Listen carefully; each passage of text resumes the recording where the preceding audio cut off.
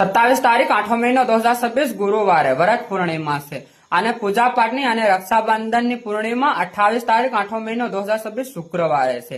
કેમ કે ચંદ્ર ઉદય થાય, ચંદ્રના દર્શન થાય, ચંદ્ર ઉગે 27 તારીખના સવારના 9:08 પર અને ચંદ્ર ડૂબે એટલે ચંદ્ર અસ્ત થાય આપણે 28 તારીખના સવારના 9:48 પર।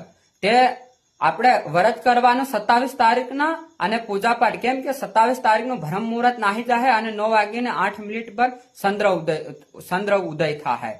તે બ્રહ્મ મુહૂર્ત રહે 28 તારીખનું, કેમ કે એમાં ચંદ્ર ડૂબી રહ્યો છે, ચંદ્ર નો અસ્ત થઈ રહ્યો છે 9:48 પર। તે એમાં સવારમાં મુહૂર્ત બ્રહ્મ મુહૂર્ત પૂજા પાઠનો રહે।